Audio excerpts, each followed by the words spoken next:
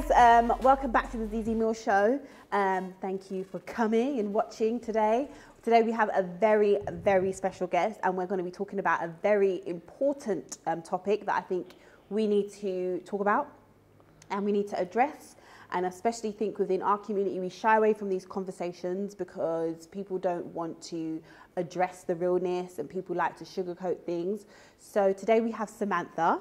Are you all right? Yeah, I saw you taking some deep breaths. How are you? I was like chanting and everything, doing a little prayer before. But yeah, no, I'm a bit nervous, but I think I always am when I do this. So. No. So literally, we just want to have like an open and honest conversation. I wasn't aware of your story. Yeah. It was actually somebody tagged me on your page. It was like, Z, you need to interview this lady. She's dope. She's got a really don't want to say sick story, but you've got a really good story, an important story that you need to share and get out there. And I went on your page, had a little look, and I was just like, yeah, wow, amazing. I think you clicked on like the first thing, saw what you said, and I was like, these are the type of subjects that I want to have on my show. You know, it's not every day like celebrities.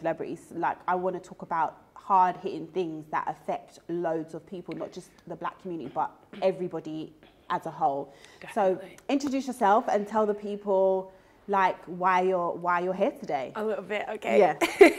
I think we said as well at the start we was going to put a trigger warning on this interview, just because obviously anything that I do talk about, it most likely will trigger anyone that's been through abuse, whether that be childhood or in adulthood. And we're going to talk about some really hard subjects, like we said, babe, like from grooming to human trafficking to satanic ritual abuse. And what I found from me telling my story for the past 4 years about the human trafficking side of things, I found that people just don't want to face this stuff, and they just don't want to face reality. So my name's Samantha Brown. I am from Manchester, proud Northern girl. Thank you for coming. Yeah, thanks, Dave. And I guess for the past 6 years, I've been an activist in regards to doing a lot of keynote speaks and going into the youth and the criminal justice sector to raise awareness around sex trafficking. I am part of the 1% in the world that has survived being human trafficked, and I consider it a duty of care now to share my truth with people so that we can prevent this from happening to anyone else. Are you okay? Yeah, don't worry, it's going to be emotional. Gosh, good thing I'm not like wearing any makeup or anything. Now we're going to be like, oh. Get a tear out you, babe.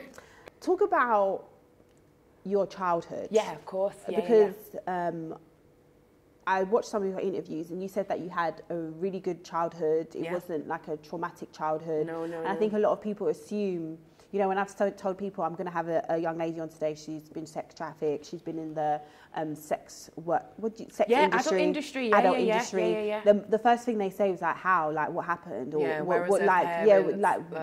how did she get into that? What does it? So go into your childhood. Of course, and I think this is why it's so important as well to talk about ZEZE, because I was from a loving home. I had a really good childhood. Like, my mum and dad, like, they loved me. Like, the only thing that was I guess difficult is that they didn't love each other. So as much as they were trying when we was growing up, we were brought up in a bit of a domestic household. Me and my sister, like, we absolutely got loved off my mum and dad.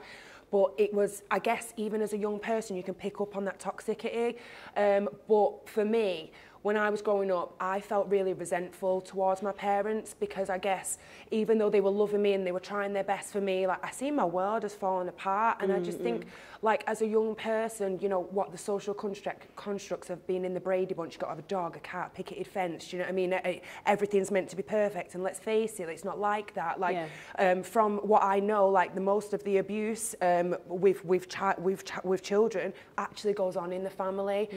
So we need to address these situations, but I think one of the biggest things is protecting the young minds. And when I was growing up, like, I was a bit of a naughty kid, do you know what I mean? Like, I guess I rebelled, and this is when it's so easy for perpetrators to come into your life, like, because you're vulnerable, you know, you're looking, I guess, for attention in all the wrong places. So when my mum and dad split up when I was about 11, 12, started hanging about with older people, started smoking weed, started drinking on the streets. Obviously my mum and dad were like, you know what I mean, trying to, the thing was I lied to them. They're like, where are you going? I'm like, no, I'm going to go stay at my friends. But really I was doing an all-nighter on the streets, you know what I mean? And it's so dangerous, obviously, like looking back now. And this is why I feel if we don't address these situations now, we're going to have another cycle of the next generation just continuing this.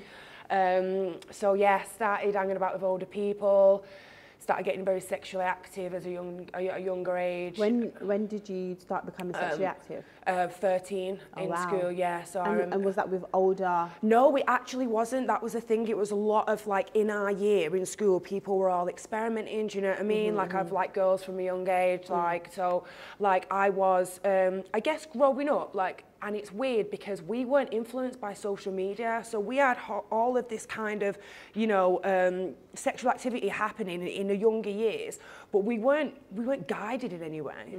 We weren't taught. Do you know what I mean? Like in school, what are they doing? Like the birds and the bees. Like, do you know what I mean? Like they don't teach you about consent, about what's boundaries are, what's right and what's wrong for you. Do you know what I mean? About understanding sexual energy in your body. And yeah, as a young age, I was really looking in the wrong places for attention, and I guess that's when it all started. And when I was 16 and I left school, that's when I guess I always say it was like the Wicked Witch of the West, you know. I always think we always have these paths in life, and we have a junction where we can choose what it is that we want to go in life. And I chose the dark side.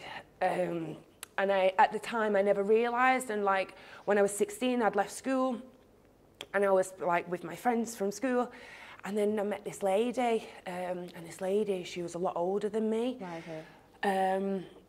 And she disclosed herself as a stripper to me and my friends. Now, mind you, you know what I mean, 15, 16-year-olds in her house, and like in her friend's house where she was living, but she looked like she had a cushy lifestyle house, you know what I mean, like going out, you know, smoking weed. So like, it seemed quite appealing. Yeah, of course, babe. And obviously she disclosed herself as a stripper. Now, me and my friends, like we're school, like just left school, yeah. And it's so weird, this girl, like I've had conversations with my schoolmates. This girl starts stripping for us now. I'm not being funny, but what 24, 25-year-old girl strips for 16-year-old girls? Oh my God. So this is where I realised I was being groomed. Now, with this lady, I always try and explain to people, like with grooming, it's very much like a domestic violence situation. So first they'll befriend you, best friends, like, do you know what I mean? Yeah. But then comes the isolation. And when that isolation happens, that's when they can start head fucking you and breaking you down mentally to start to do things. So sorry. Yeah, please. When she started stripping for you, what was your initial reaction? Like, what was your...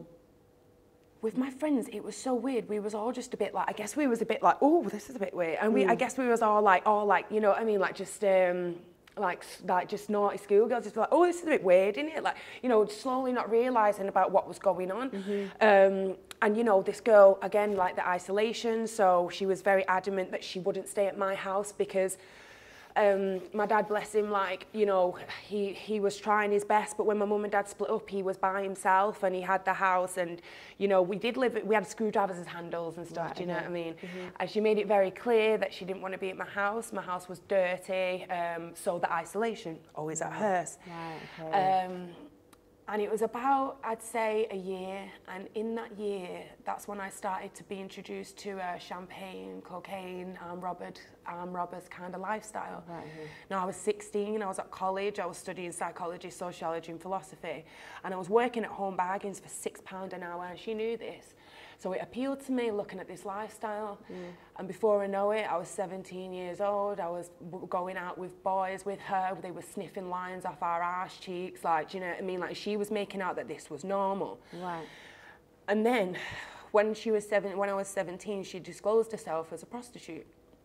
Now, by this point she was my best friend. I worshipped the ground that she walked on, like a genuine, and she was a pure narcissist, like a proper narcissist. The way that she manipulated me and made me, she always say, I'm nice but dim. Do you know what I mean? And I bet that, and now thinking about it, I'm like, bitch, you fucking took advantage, like, of my nature, because I know I'm a good person. I've worked it all out now, finally. But like, yeah, you know, you get it takes you there. Finally. 32 years later, but you know, but yeah, 17, disclosed herself as a prostitute to me, and that's when shit started to get mad. Like, So at the age of 17, I thought it was normal to have sex with guys unprotected up and down the country with my so-called best friend. It's not actually prostitution when you're under the age of 18, it's exploitation. So I was being coerced into exploitation. I remember doing my first job with her. I was pretending to be schoolgirls. I remember her taking me to cars to show me about how to get into the cars with the guys. And yeah, making me think that it was normal. Like the risk that I put myself in is just second to none. But anyway, I take responsibility for my choices, whether I was young or not. Like but really, can you say that you take responsibility? I know. You didn't like. She made you feel like it was normal. So you can't say I take responsibility for my choices when the person that you probably trusted in and you thought had your best interests. You get what I mean? Of course, like when you look back, I don't think that's necessarily fair on yourself to say that. When all of this was happening, had you moved out of your family's house now? Was you just living with her? Did your parents have any idea what was going on? They didn't know to that extent, no. And let me tell you, like, they did not want me hanging about with this lady. Yeah. Like, they told me, but what can you tell a 17-year-old kid? Do you know what I mean? I didn't know about exploitation. They weren't teaching that in school. Do you know what I mean? They weren't teaching about respect and human rights and about, you know, having boundaries over your own body, having rights over your own body, you know, and your own mind. Like, they didn't teach us this stuff. And my mum and dad, you know, they were like, why are you hanging about with this older woman? Do you know what I mean? And they were asking me, and I was just like, no, you know, any normal 17-year-old, fuck off, stop telling me what to do. So it wasn't a case I was living at hers, but I predominantly was because I was there all the time, you know. So it was, I would go back to my mum and dad's, but she was like my life, man. I just remember like everything, like just revolving the life around her. Do you know what I mean? She'd beep outside my door and I'd leg it to go and get it because, you know, she conditioned me to think that if I'm not out quick enough, I'm wasting her time. Do you know what I mean? Like shit like that. So anyway, 17, thinking that I was doing what I was doing was right. She then gets me a job on a show called Babe Station. Oh my God, Babe Station. Yeah, and as a minor. So I was on, the channel's been shut down now, but obviously a lot of guys out there will know what this channel is. It's a sex chat channel where sad guys call and they think that you want to talk to them, but they're paying £3 a minute. Now I was a minor, half-naked minor on that show. Yeah. Did they know that you was a minor? They didn't ask me for my ID, babe. They just assumed that because I was with her, that I was above age. They didn't ask me anything, nothing. Like, and they were linked to photographers as well who had shot me underage as well. Do you know what I mean? At the age of 17, in a way that they shouldn't have been teaching me, shooting me, sorry. But we're in a generation where the Sunday Sport at that time was putting 15-year-old, you know, a few years before, 15-year-olds on the front cover. Do you know what I mean? Like this has been conditioned in us in very many different ways. So yeah, on the show, a minor, thinking it was okay to sell my body. And then when I was 18, I took that path into the adult industry. So when you say the adult industry, what do you mean? As in like porn? Yep, I was on the top end. I was on, I guess, the most, I was on the top end level, like I was shooting for the best companies. I was being flown around the world. I was on billboards in Australia. You know, we was on private jets. Like I was having shoots in mansions. So I did movies. I won a fucking award, mate. Like, do you know what I mean? I don't put it on my CV, like. What did you win the award for? Adult Actress of the Year. Oh wow! Like, do you know what I mean? Like, and it was all set up anyway. So when you get into this industry, are you ever sober? So this is where my coke addiction started, babe, massively. Okay. And when I was on Babe Station as well, most of the time I was off my tree, because I didn't realise at the time, but obviously, like, what people need to realise in the sex industry is once you start selling a part of your body, you lose a part of yourself, and I turned into my alias massively. I was like, fuck the world. And obviously, I took my first line of coke with this lady at 17. I remember, like, the next day feeling like I was going to die, but that was a high that I was chasing. Do you know what I mean? So by the age of 18, hooked on it. Like, most of the time, on a lot of my shoots, like, I'm going to be honest with you, ZEZE, because the adult industry is so toxic, and I need to tell people about it because it really bothers me. Because I know what headspace I was in, like, I know what's out there of me, and it bothers me, but it's not only that. people have this like facade about the adult industry when what is going on is feces, rape. You know, I was asphyxiated to the point of choking out on one of my scenes because I was in that much pain. The actor, he choked me and I thanked him after, babe. I thanked him. But I was shooting for very high-end people, so this is still going on at the very top end. You know what I mean? I wasn't doing no back-end taxi cab shit. Yeah, like, I was literally like the next Charmaine Sinclair. They were seeing me as this. And the worst thing about it was, on my first shoot, there's pimps and there's groomers in the actual industry, and they use the whole tribal technique of, oh, come into our family, we welcome you. Like, one of the 8 companies I work for introduced me to their kids, you know what I mean? Just done a scene in their front room. Then obviously they go pick up the kids, come back, like, and they're introducing me to their kids. And I'm thinking now, when I look back, I'm like, wow, like the manipulation is so real, because when you're allowing people into your family, and obviously I was a young vulnerable girl, then you start to feel like you're part of a family, and that's how they get you in. Because at the moment, I do feel like it's interesting, because you grew up at a time when social media wasn't even a thing. Mate. And now I feel like on social media, you know, like the OnlyFans and, you know, the adult entertainment world, it is almost displayed as desirable. Yeah, like it's something that like it's great. Or even like this culture of, you know, women being flown out to different countries to sleep with men. Pimps and hoes, yeah, the rapping music. Literally, it's okay to do it. Or even if that's your choice, fine. Like, everyone's entitled to it. But I feel as if it's been seen as nothing. Like, as long as you're strong-minded, you can do this. It doesn't matter. You own your sexuality. You get paid. You get them coins, sis. Like, you know, we hear it in songs like, don't sleep with no man, and this is giving you some money, or he's paying your rent, and all this thing. And I often speak about these things, and women will say to me, well, no, because that's what women want to do, and you're policing women, and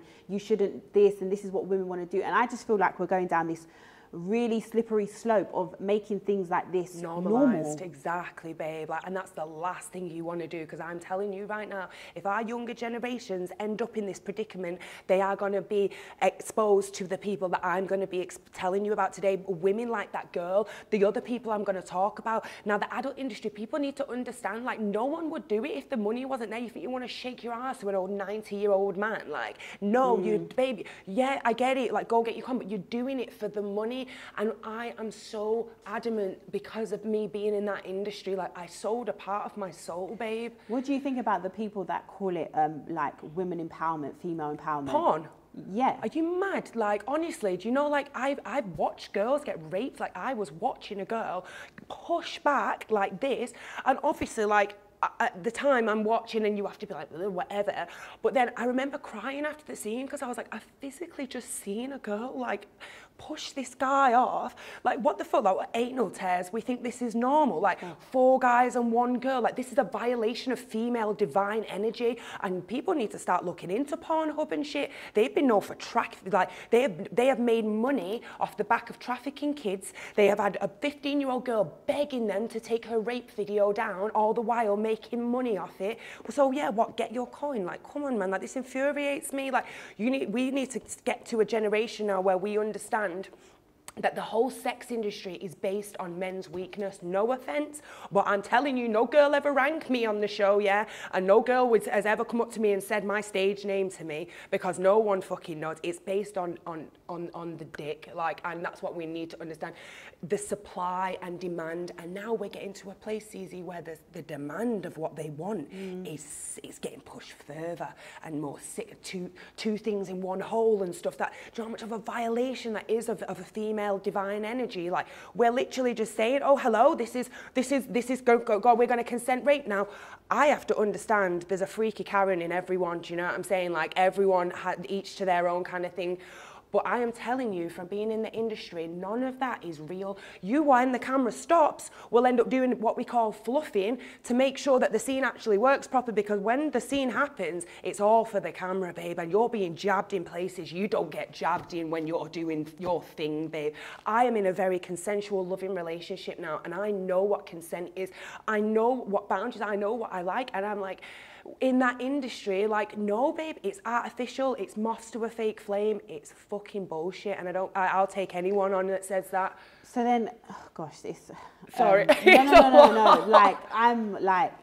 I want you to be open and honest, because how I'm taking it in now, this is how I want people to take it in, because I think, like I was saying, we make things seem so nice and fluffy. Do you get what I mean? And it's not fluffy, like you're saying. So how did you then transition from the adult world into being sex trafficked and all of that stuff? Yeah, and you said that you was used as satanic ritual as well. How did that all happen? So ironically, when I was 21, 3 years in the adult industry, I was in there. When I was 21, the same woman that groomed me introduced me to a man, and that man was responsible for 3 of the darkest years of my life. And I remember she introduced me to him as a gangster, someone who was going to change our lives. Of course, he was already warned that I was a coke addict, so he had a bag of coke there waiting for me. And again, the same process. Befriending me, you're going to be a millionaire within 12 months, Sam. We're going to get, because what I wanted to do was start a production company so that I could show girls how, if they were going to get into the industry, show them how to make the money how I wish I would have done it, get your own website, have your own rights. Because when you give someone your first scene, so say someone's had Jenna Jameson's first scene and she went as big as she did, then you've got their first content and you've probably paid her about, what, 200 quid for that scene? Do you know what I mean? And you're going to make millions off that. Okay, so that's how it works. And basically, when he introduced himself, he was basically just so charming. And he was like, you know, all you have to do is hit these targets. Now, I remember this girl coming and staying at mine, and she was working from mine. And I was like, I was cussing him to her. I was like, why are you giving him money? I was like, fuck that. But her words were to me, because you'll find out later, I asked her to come to court and stuff. She wouldn't. I know now why. She said that she sold me the dream. She sold it to me. She sold his bullshit to me, and I fucking lapped it up. So I guess 3 years, but the first 6 months where I was being groomed into thinking that it was normal to be sex trafficked, so that I could then go through the other stuff. So basically, for the first 6 months, it was a case of move to Birmingham, Sam, you know, show me your loyalty, little slap here, a bit of a rape there, do you know what I mean, trying to force me into things that I didn't want to do, just so that I would be a bitch that knew her place. After 6 months, he disclosed himself as a member of the Illuminati. Now listen, I'm not here to spread no conspiracy, I'm here to tell my truth. And the only reason that I'm speaking, because I've been speaking 4 years about the human trafficking stuff. I never want to fucking tell people about the darkest stuff. And, you know, I'm going to go there because I know that this is going to help other people. But this guy, when he disclosed himself as a member of the Illuminati, started going on a bit shifty in it, started going on a bit weird and started talking about the devil a lot, started saying about him owning my soul, and then come the sleep deprivation, the torture, the constant fucking rape. Just day after, you know, sometimes I'd be up for 5 days, sleep deprived, and, you know, the one time there was me and another girl, and he would be smacking her in the face and then smacking me in the face, and if one of us moved, then there would be consequences, basically, you know, for the other person. So he was constantly playing the other people off each other to make sure that if you was in any kind of despair, it was blamed on that person. He started to just get really dark and, you know, started to... Sorry, I'm gonna go in on this, okay? Take your time as well. Don't feel like you have to rush anything. Just take your time and... Thanks, babe. If you want to say I don't want to talk about it anymore. No. It's totally do you get what I mean? No, I'm grateful for that, but I've done this and I take myself there every time because I want people to understand. They're going to relate to me if they've been through trauma and they need to know how real this is. So this guy started openly talking about paedophilia, bestiality, telling me if I fucked up, he was going to get me to fuck a dog. If I fucked up, he was going to get 8 of his men to come through the door and bash me in. You know, saying things to me like... Okay, so one of the worst things he ever said was when he was raping me and forcing me to go down on him, and he fucking made me drink his piss. And he said to me, the best blowjob I've ever had, Sam.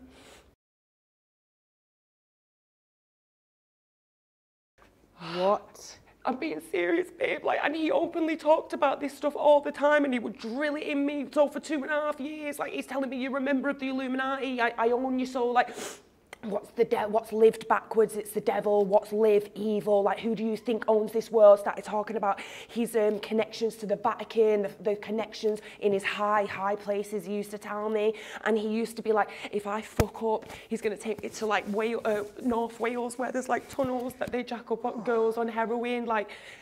And I never went there, but babe, I believe that place exists. Like, I believe it. So, when all of this stuff is happening, did you feel like this is it? Like, I'm not ever going to get out alive? Definitely, babe. I wanted to kill myself, obviously. Like, I was in a place where I remember one time, and this is so weird. This is why I believe in God and a higher power so much, and as well for this reason now. But I remember he was doing his sleep deprivation shit to me, and we've probably been up for about 2 days. And I remember he always had to have Richmond Super King cigarettes. He always had to have JD, and if there wasn't enough there, but I never knew when he was going to go, babe. Do you know what I mean? But I remember one time he put the knife to me, and I, obviously was like, fucking. At the time, I was like, fucking do it, mate. Do you know what I mean? I'm better off. And then he switched it on him, and then he was like, dude, go and kill me. Like, and that was the one time where I thought, if I jump off this balcony now, I'll just die, do you know what I mean? And it'll be for the best. Yeah. And I'm not joking, babe. Like, I heard something in my head, like, whether it was fucking psychosis or whatever, like, I heard someone tell me, don't do it, Sam, like, that you're going to get through this. And I never thought I would, but then it's mad because someone come, they tried to save me, they couldn't, and when they left, they started a police investigation. They actually went to the police. So this is about 1.5 years in, like, so one of the girls had left, and then she took it upon herself to go to the police. And when she went to the police, she was met with, did that really happen to you?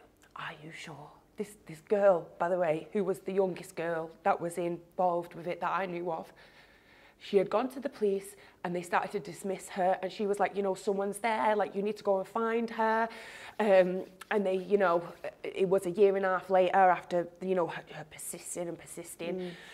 And in that time, thank the Lord that I literally had gone from, I guess, never, mind control puppet, totally, like, I must have been sniffing about 3.5 grams a day just to survive, do you know what I mean? Like, if you would have seen me, I was about 8 stone, like, and I'm tall, do you know what I mean? So, and I had all scars all over my skin because I'd just be there constantly, like if someone who was on drugs, and he would always bring, like, homeless girls off the streets and making me take their money and give them heroin. And, like, first what he would do was he would get them to rattle in front of me. So when you take heroin, it goes into, like, your bone marrow in your system, and when you don't have it, your body decomposes. And these girls were shitting themselves in front of me and just, like, bodily fluids and shit, and that was what his take was. So it was either single mums, young vulnerable women, or girls off the streets, because he'd call them scumbags. And that's why people need to stop judging people off the street, because they're forgotten people, and they're massive for traffickers. They use them all the time. So in that 1.5 years, I had a single mum that got involved. Now obviously this goes to the extent, this is why it fucks me up. I'm getting this tattoo removed, but I got branded with 666 on my hand. Like, this isn't a fucking joke. Do you know what? I saw that over there and I was like, oh, that's interesting. You can see it's interesting. No, because I don't know what people's, I don't know what people's beliefs, do you know what I mean? I don't know, like, or I was thinking, is it that, or is it 999 or whatever? Yeah. No, I got told I had to get that because I was property, do you know what I mean? So I had to go to the tattoo shop to tell him that I'd get booked it, show him, and then, whatever. But yeah, that's why I want people to understand, like, they can look into cults like Nixium, like, people like Ali Mack have been sent down for sex trafficking now, do you know what I'm saying? And these cults exist in very many places. And the way the cults work is he was the predominant figure, so he called himself hub, so he was the hub of everything. So whenever I heard that word, I would think it was him, because he always said he made everything happen. Do you know what I mean? And this is what the Illuminati do. They make out that they control everything. Well, they you know, when you look into it and you look about the bloodline, I don't even want to go into it, but it's very real, babe. And this is why when this guy has told me what he's told me, I've, you know, people think my life is a rabbit hole, and I'm like, you have to know how real this is, because this guy was taking our money and making a charity with our money. Like, he was going to single mums charities and abusing people there with our money. These people, they hide in the woodworks, babe, and he made it very, very clear to me the reason that they get away with it. And he's like, Sam, you know, all we have to do is pay someone $2,000 to lie in court. He's like, Sam, he was like, don't you know that we own everything, the media? The lot, like, and you know, all of these things are going into my head, so I'm shitting myself. I'm like looking over my fucking shoulder the whole time. Do you know what I mean? So you said that the guy that put you all through this, he went to jail, but now he's out of jail. Yeah, babe. Yeah. So how does that make you feel? Are you scared? Like, talking about this stuff now, are you not like scared for your life? Do you know what, babe? Like, people have said this to me and I ain't scared, because he's a fucking bully. And you know what? I feel like I've got a duty of care. And if I don't tell people, because he's public domain, they outed him on the news, Stephen McAllister, you can look him up. He was branded the evil pimp of Birmingham. Wow. Like, he is literally... You know, the papers were the one that exposed him about being setting up the charity. We didn't even know that, but he had kids, lived in a high-rise building. This guy was just a wolf in sheep's clothing in society. And if I don't tell people now, babe, like, I can't live with myself. I wake up every morning knowing that if I don't do this, like, I've had a word with the highest, mate, do you know what I mean? Like, and I'm like, use me, like, what do you need me for? And I think in the last lockdown, when he come out of prison, I thought, do you know what? If I have a duty of care, ZEZE, like, and it's not so much about me being scared about me, because I beg him, like, honestly, try it with me now, I'm not that girl no more, do you know what I mean? Yeah. But for me, it's about the other girls, because I shit you not, babe. So we'll talk about how we went to court, but just so you understand, he got sent down for 8.5 years and got out in 4 years on good behaviour. Now, that's, you know about how the criminal justice system is. You can fucking shot weed, mate, or you can get a text message in conspiracy, and you'll do a more a sentence than him. Do you know what I mean? And it's like, what? Sorry, I forgot I asked to get trafficked. People ask for drugs. Do you know what I mean? It's like, what the fuck?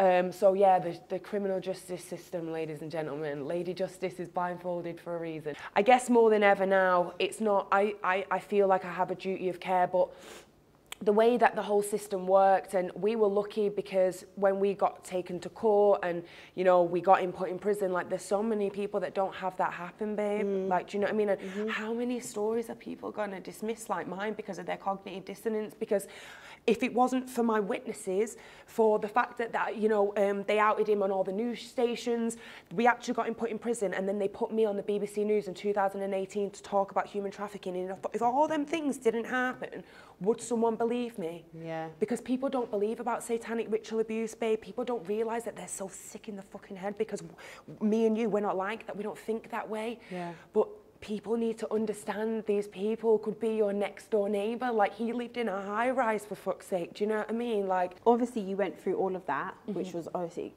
like, listening to you, I'm taking it in, so I can't imagine how it feels for you always to kind of relive that. And I just want to say thank you, because you've come on here and you've just been so open, and obviously you go to a certain place when you're reliving that, and the fact that you just want to kind of tell your story to help other people, I think that's extremely brave of you. I really commend you, and I just want to say thank you for doing that, honestly. And it means a lot that you've decided to come on and speak to me. So after all of that happened, you managed to take it to court, right? To court, yeah. Right. So through the whole process, the girl, 1.5 years, then in that 1.5 years, I ended up meeting people. So one of the first girls was a girl called Angel, single mum, like I said, one of his type. She noticed the 666 on my finger and she stayed. And she was one of the first women that kind of made me think for myself, because she was like, because what he would do was he'd part us so that we didn't speak to each other, and like I say, like the beatings and all that stuff. But with her, she told me what he said. And then I was like, well, that doesn't make sense. Do you know what I mean? He was telling her I was robbing the money. He was telling her I was doing all this stuff. And I was like, well, this doesn't make sense. But then when I found out after, so because I asked her to go to court, like, and stuff, she had seen my branding, and she said when she seen my branding, because she knew who the Illuminati was, she had to stay. So she stayed for about 3 or 4 months, and then she went, and when she went, Steve said if I ever spoke to her again, he'd snap my jaw. But this was the first time that I disobeyed him, and I just did it. I just went, I was like, why should I not message this lady? Do you know what I mean? And I, you know, I never told him. I just continued messaging her to stay in touch. Yeah. Then we went out for my birthday, because I was allowed out 1 year for my birthday. And that's where I met the love of my life, who I'm still with today after 9 years. And yeah, she, I guess, was the first person to love me, even though I had all these scars and a lot of darkness, you know. And she was the first girl, I guess the first person that he couldn't, you know, she was at uni, she was doing a first-class degree in animation, do you know what I mean? And she was working at Mackey's. What can he say? Do you know what I mean? My first girlfriend was a heroin addict, so it was very easy for him to, she was like, she's going to get you on drugs, you know? Yeah. So this second girlfriend, which is my girlfriend now, she... it's so nice to see your face lit up, by the way. I know, I do, so I love it. Yeah. I know, it's all like crying and I was like, yeah. But yeah, she... basically was the one who made him realise that, you know, she ain't going nowhere. And then he was like, okay, well, I'll be really nice and I'll let you stop brassing, you know. So he chose Valentine's Day, made it all really nice and that. And she was with me the whole time while I was being pimped out. You know, she didn't realise, because I was like, he's the protector, he's my friend, like he's here to help me. But then when we stopped doing the brassing, and I basically bit his hand off, because he was like, okay, give me $2,000 a week and just get it off webcam. So again, guys need to be careful, because on webcam, girls can be exploited as well. Okay, so I bit his hand off, because it went from $5,000 to $2,000. Do you know what I mean? So from $5,000 a week to $2,000 a month. So I was like, yeah, I'll take it. And I don't have to see him, which was the worst thing in the world. So he told me I got to give him $2,000 a month and pay this $5,000 coke bill off. And in that time, that's when I guess I was around love. I was around, you know, someone that cared about me, and I started to think for myself. The mind conditioning had started to snap, because I was constantly around this girl who was always telling me how beautiful I was, and you know, I didn't believe it, but she made me believe it. Yeah. And then she was responsible for saying call him. So she was like, call him, ask him why you're giving him money. So I did that, and I wasn't. This was the first time in 3 years I ever called him, because I wasn't allowed to call him. I had to call Pete, who then called Steve to call me. And when I called him, I remember he called me straight away, because he knew I'd never done that. Yeah, so you could see that. Yeah, something was going happening. So he's like, oh, you're all right, everything all right? On the phone, I was like, yeah, you know, why am I giving you money, basically? You know what I mean? I asked him straight out. And I remember his words, and they were like, tell you what, we'll call it quits. And I was like, are you taking the piss? Like, obviously, now I'm like, are you taking the piss? But at the time, I was like, no. I was like, listen, he told me I was in this cult. I'd been initiated. My family was owned. I was like, listen, I'll give you the money. Please don't hurt my family. Like, do you know what I mean? And he was like, no. And then he left it on the note that, like the Illuminati do. Everything I did for you. So all the controls. So basically, whether it's good or bad, he made it happen. So apparently, he made Ma happen. And then 2 weeks later, please come through the door, please let her. Shit myself, because he said he'd killed his son for grassing on him to the police. So I was like, I am not doing this, it's a setup. And then the girl, you know, I told you about before, the 1.5 year process, she called me and she said to me, Sam, it's me. And that's when I knew that I had to step up, I had to go to court, I had to face it, and I rounded up my troops. I rounded up as many people as I could, and I brought my girlfriend as well. There were 7 of us that went to Crown Court in Birmingham, and when we went to Crown Court in Birmingham, it was a 3.5 week trial, and like I say, he got fucking 8.5 years and got out in 4 years on good behaviour. So after that, we got him put inside. I started telling my story about human trafficking. I kept a lot of the darkness out of it, because I just wanted to kind of just let people understand about human trafficking, because even that was taboo, like, what, 4 years ago, 4 or 5 years ago, no one was talking about it.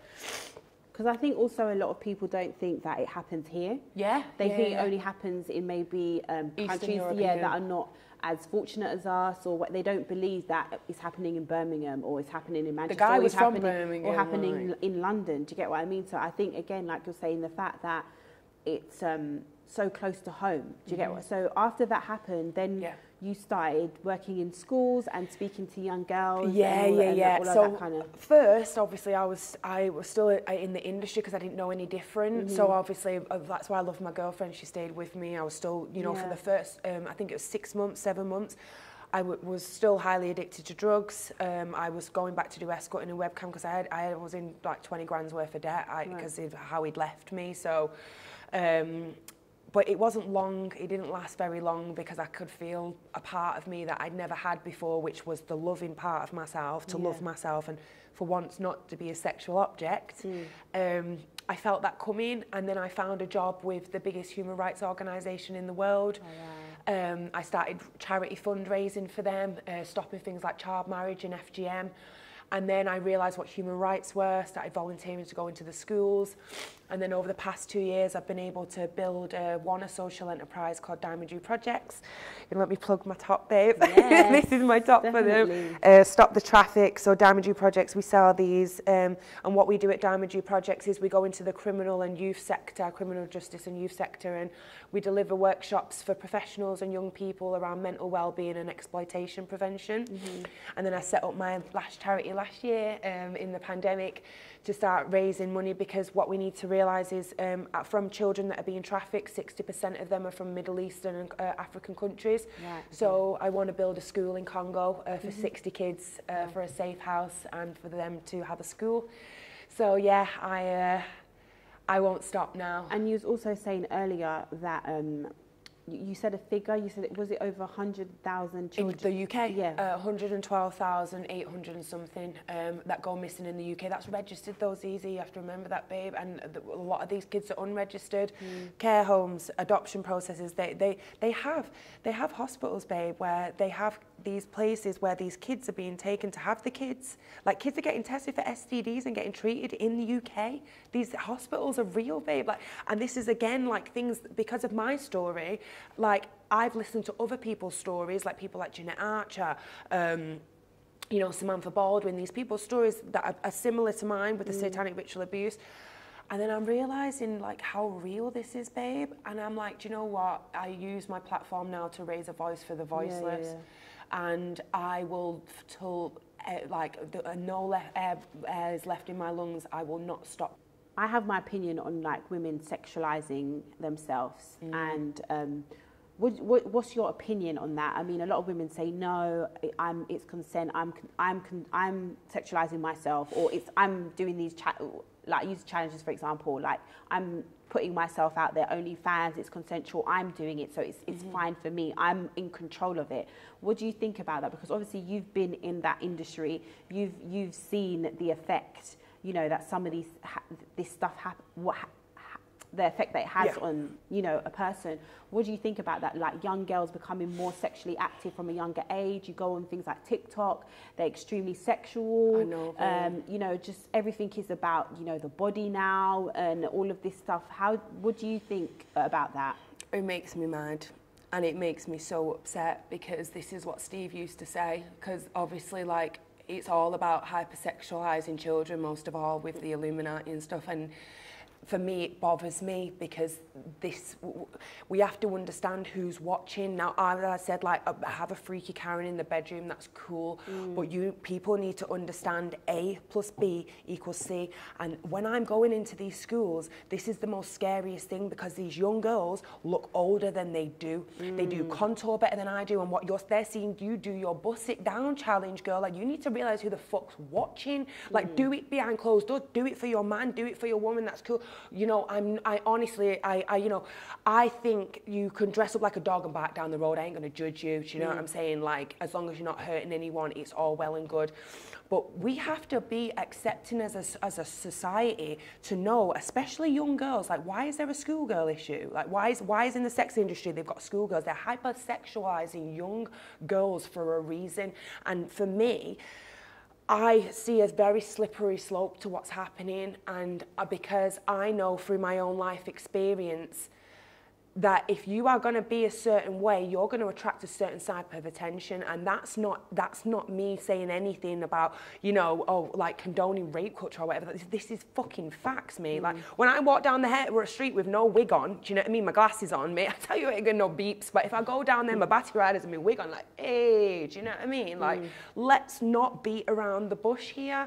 And most of all, let's remember who we are influencing. Do you know what I'm saying, babe? Like, we are influencing the younger generation. Yeah. So if we don't teach ourselves about respect over our own body, like I am fully aware, like I wear batty riders, you know what I mean? But when I do that, I know what kind of attention I'm going to get, and why are we dismissing that, babe? Like, why does that have to be dismissed? Like, let's accept that, because then we're teaching the younger generation, okay, that's cool, dress like this, but this will happen, because you will attract that kind of attention. Like, I'm gay, babe. I like girls, so when I see a good pair of legs, I'm like that, like, you know what I mean? So I get it. But we can't deny that is going to lead. Because I think that is what is when I have these discussions, like when I say stuff like this, women will say, "Oh, you're condoning rape culture," and I'm saying no. I'm saying that I'm nowhere on earth am I saying this behaviour deserves this reaction. We're going down a slippery slope of, you know, we're kind of teaching young girls that you can do anything and you're going to be safe. And as you said right now, there are shit people in the world. There's shit people in the world. There's evil men, there's evil women in the world. And that's just the way of the world. Do you get what I mean? And again, disclaimer, I'm not saying this because you do this, that means you deserve. No one deserves anything. Yeah, no one deserves anything. But like I'm saying, I just feel like the thing of like OnlyFans and all of this stuff now, it's to me, it's quite scary. Yeah. Like it's scary to me that we are like, it's becoming the norm to say that you are happy to, I'm only going to sleep with you unless you're going to pay my rent. And I'm like, to me, it's like modern day prostitution. Like, yeah, babe. You know, because a lot of women only see prostitution as what you done, which was standing on the street, like standing on the corner and doing all that stuff. Selling yourself through adult work and stuff like that. But to me, this is like, it's another type of, because you're still selling your body. Do you get what I mean? You're doing something for an exchange. How have you managed to come out of the other end? Well, this is one of the biggest things that I want to hopefully for people to take away from this, is that no matter in life, you're going to get shit. Like I'm fully aware that like you can't get out alive without it. Do you know what I mean? Like we have to understand that. But I think from my perspective, I took a very spiritual aspect. You know, I've got a very close relationship with God. I'm not religious, but I know there's a higher power, and I believe so much that I chose this path before I come here because I was strong enough to live it. That's why I've got to honour my greatness. But you know, I've done a lot of personal development. I have found my purpose through my pain, and I've been able to like, you know, dabble in a lot. Like when you deal with trauma on my level, babe, there's things like microdosing, DMT, like psychedelics that can actually help you rewire your brain. I'm not telling people to go and actively do that. I'm just saying this is what's helped me. And these are very spiritual practices that people can do in order to raise their consciousness. And I think most of all, when I go into them schools, man, like when I know that I'm going to stop someone from going through this, that gives me so much strength to just stand here and be like, do you know what? I'm not a victim and no one is. We're all survivors and we need to honour our greatness. And I think that was where I rewired my brain with like neuroplasticity to be like, I am a survivor. I'm not a victim. Yeah. So... Thank you. No, honestly, I've had to take a deep breath. So because it's heavy, it's like heavy shit. Thank you for coming on and speaking and sharing your story, because I do think that these conversations are very, very much needed. And I hope that people listen to this and they don't I hope people don't get defensive, because I feel like sometimes people get defensive when these conversations come up because they don't necessarily want to hear someone else's truth or what you're saying. Do you get what I mean? Or like, that's what I want to, as much as I do, you know, like I said, you know, celebrity, whatever this and whatever, but I want to kind of use my platform to bring light to things like this. So thank you again. Thank you for being so brave. tell the people where they can find you. Well, they've been censoring the shit out of me, so they deleted my YouTube channel. Yeah, they just keep trying to delete my story, babe. Like, they're trying to do everything they can, but basically the Instagram and the Facebook is the same, so Samantha Brown or Samantha_DY. You can find my charities, damageprojects.com and Stop Child Exploitation. But I'm also a little healer in my old ways, and I've got a little superfoods business for oneself as well. So if anyone ever wants anything, they know they can heal themselves through my channels. Thank you so much. Honestly, I just thank you, and I just wish you the best. You're such good vibes. Like, from when we first spoke on the phone, you just like got such a good spirit about you. So thank you. I can't thank you enough. I just keep saying thank you, and thank you honestly for just being so brave, like, and coming here. Because when I'm talking to you, I can see you're shaking. I can see you're like reliving it. Do you know what I mean? So it's making me be like, okay, do you want us to, you know? But no, you don't. like, No, should we start? Should we whatever? But honestly, thank you. So guys, you know what to do. Like, share, tell your friends, and please, in the comments, be respectful. Like, Samantha has come on here to share her story. Like, be respectful. A lot of you who have not even been close to this type of trauma always have something to say all the time, or this, that, or I don't believe. Like, this is someone that is sharing their story. They've come on their platform. Don't take that away from her, please. I'm asking you. So we're out. Bye. Peace.